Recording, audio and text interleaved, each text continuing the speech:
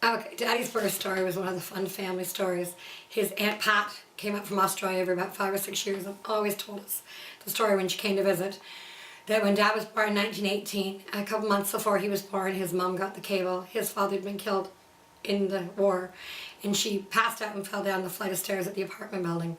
So the assumptions the doctors made then was that probably the baby had died, and that she would have to wait till she went to labor naturally and would have to have a home birth, because in 1918 England was full of war wounded coming back to the hospitals, and they had no time for a woman with a baby, particularly when they assumed Dad was already gone. So when she went into labor, she was in the apartment with her 2 sisters, and they assisted with the birth. And because the assumption was made that Dad was long gone, they just put him in a box when he slid out and put him in the corner out of the way and tended to Grandma, because apparently she was hemorrhaging and in need of care. And after an hour or more had passed, Aunt Pat said she was sick of listening to the sound of the cat meowing, and said to Albina, "Put the damn cat out and quiet down." It was my poor daddy in the box going, "I'm alive, I'm alive."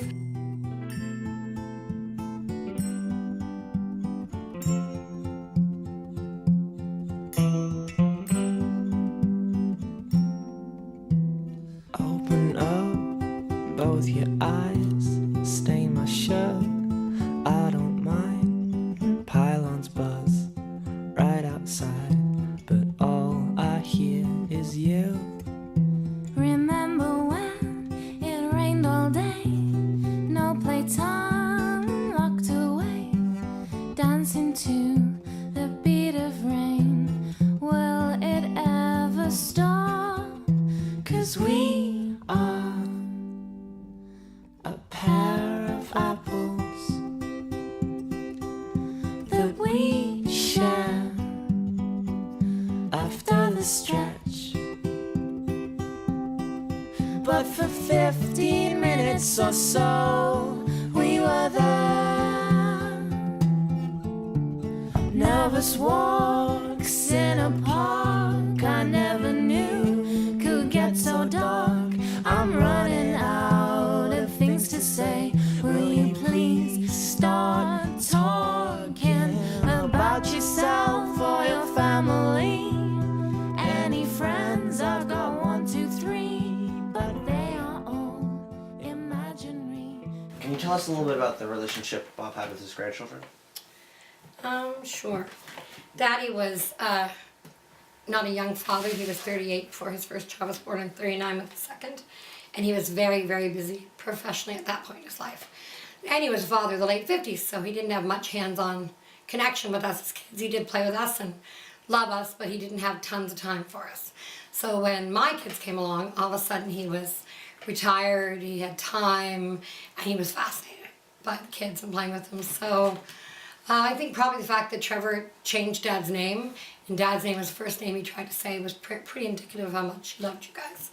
And he was hands-on as much as he could be.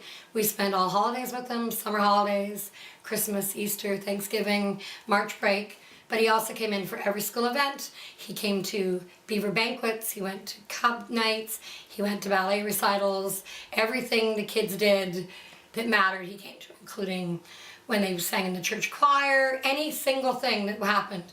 Now, on top of all those special events, he also came to the city once a week and picked the kids up at school and took them out for lunch, had a visit with them, and then took them back to school and then came to see me. So he was in once a week at least, every single week of their lives, just to see them and spend time with them, because they were so important to him. And he taught 2 or 3 of them how to fish, and he certainly passed on his love and skills with the camera to at least 2 of them, and had a very, very strong, close, loving relationship with all of them. Encouraged their reading, encouraged their love of books, subscribed to magazines when they were tiny so they would learn the love of reading, shared the newspaper with them, talked his stories of his life and his career and what he'd done and the people he'd met, and certainly important things to Katie and Alex, who've gone on with interest in photography when that had been Dad's field, and he had such contacts like Karsh and people like that in his life that he spent all the time he could, every time he could. He actually quit the Rotary Club because the expectation was lunch once a week, and he interfered with when he wanted to be in town and see the kids. And he found a few conflicts of lunch over, say, a school afternoon show he wanted to get to. So even though it was an hour's drive away, he still drove up until he was 90, almost 1, and that was more important to him than anything else.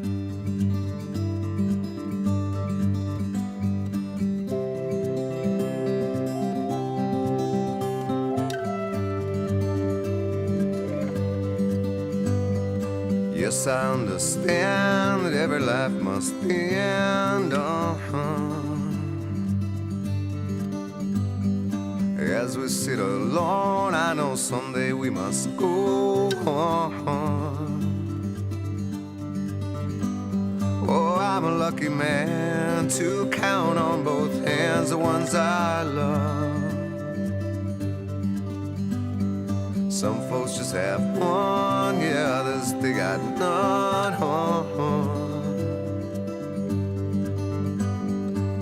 Stay with me, oh, let's just breathe.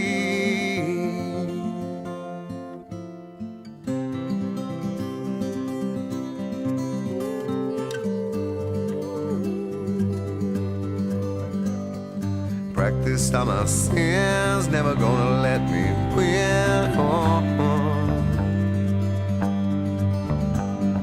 Under everything, just another human being.